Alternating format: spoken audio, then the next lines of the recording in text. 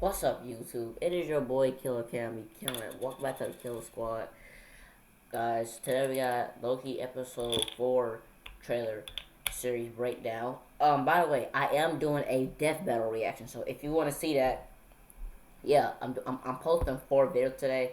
I'm gonna try to give you a little bit more, guys. So I do new content. I appreciate all you guys for watching. You know what I'm saying? And let me tell you what. And this is why I don't tell people to I don't tell people to like smash the like button that much. It's because I don't want to feel like that I'm like rushing y'all. I don't want to feel like I'm just rushing y'all. Without further ado, let's get into the video, Killer Squad. Oh no, what happened? Okay, that's a great thumbnail too. We can add that as our thumbnail. This was something I could never have seen coming. It was really helpful to listen to Tom talking about the mischief, because she's another version of Loki. But it was important to make sure she was unique. Because she's Sylvie, she's not Loki. What exactly makes a Loki? Hold on. She is a Loki. Well, she is Enchantress. That's the girl Loki, Enchantress. Independence, authority, style. All for front. Hey, Loki goes face to face with Sylvie and wants to know more. Few questions. You're in my way. Oh. The audience will be intrigued by Sylvie's arc and the backstory. It really just sets the groundwork for this character. The universe wants to break free, so it manifests chaos. Like me. Sylvie is a leap into the MCU with extraordinary energy. People are gonna love her. Expect the unexpected.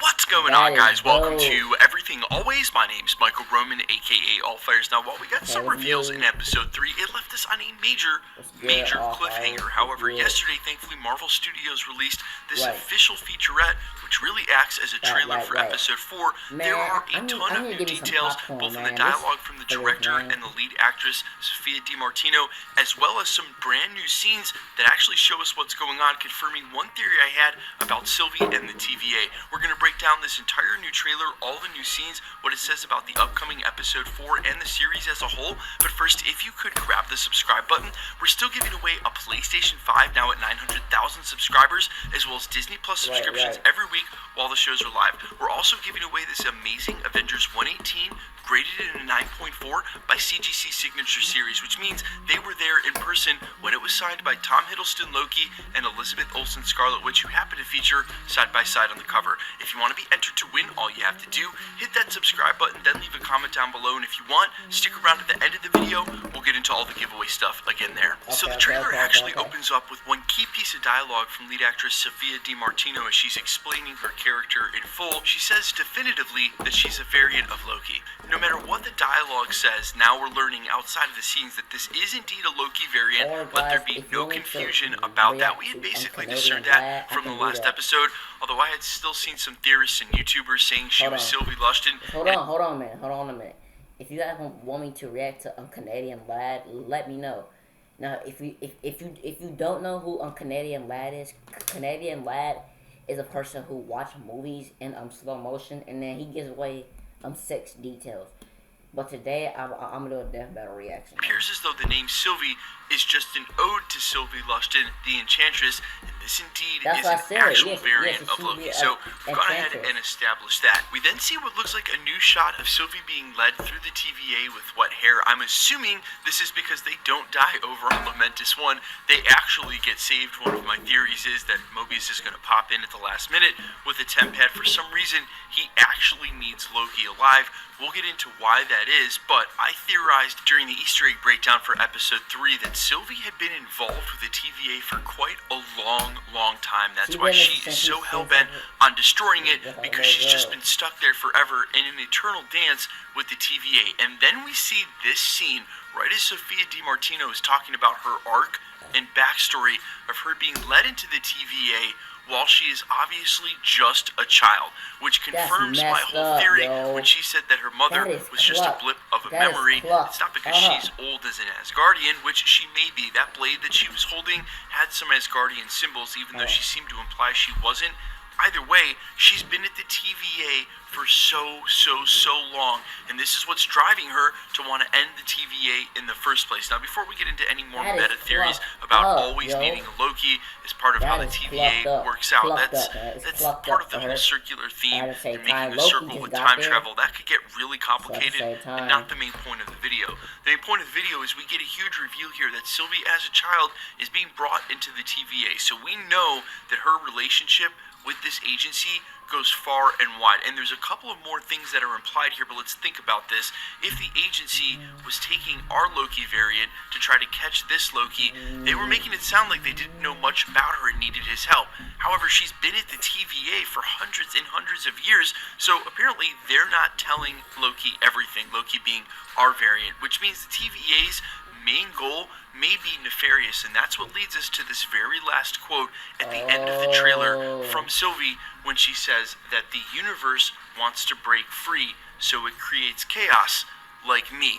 This is implying that whoever the TVA is, whatever their purpose, whoever created them to sort of keep this continuity running the way they want, it's not the way it's supposed to be. All of the chaos from the multiversal war that this sacred timeline was supposed to be fixing is really just the machinations of someone who has their own agenda. The universe doesn't want to be that way. And so now we're seeing what I consider to be some real next level Matrix stuff, because really it makes it seem like the timeline in creating chaos always needs a Loki, that the timeline is finding Lokis in order to bring this chaos there to help it free itself against the hold of the TVA. The TVA being implied here looking more and more like the main villain, or just a facade perpetrated by the main villain, be it Kang, be it whoever, in order to sort of control everything for how they want.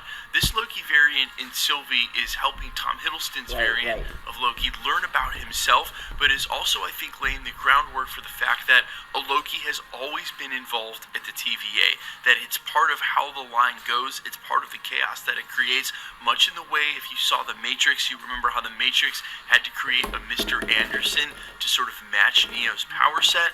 This is the timeline, this is the universe creating a Loki to go ahead and match the chaos that's undoing the sort of order that the TVA brings. It's balance to the equation. And again, I don't want to get too multi-level and too heady, because sometimes it can sort of ruin the fun, and we're still waiting for a lot of reveals through these last 3 episodes. But I was really surprised that Marvel went ahead and ran this featurette, not because of the new scenes and showing us child Sylvie. I think we knew we were going to get some more backstory for that in the first place. And when she enters as a child, it's important to note, she clearly looks like she's wearing your typical Asgardian Loki green garb. So her implying that maybe she wasn't from Asgard, or leaving that open-ended, maybe some more deceit going on there as well. However, we now know for sure she has been at the TVA for a long time, that a Loki creating chaos for this quote-unquote sacred timeline has maybe always been part of the plan, or just part of the timeline's invention to try and free itself from the hold of the sacred timeline. Guys, let me know all your thoughts down below. How hype are you for episode 4? How much are you enjoying this series already? And of course, let me know all your craziest predictions and theories. I'm all ears. Now quickly, let's get into the giveaway stuff. I'm gonna stop right there. Again, some people ask, why do I always, why don't I play Cosmic? Why do I play everything? Why don't I play everything always? Dude, cause I don't. You understand, guys? If I play his full video, I could get copyright. They can put copyright. That's why I can only react to some of these videos. Let me know what you think of this video down below. And after this video, I'm about to go ahead and do this death battle reaction. Let me go ahead and get this last video for you guys. I'll see you, Killer Squad.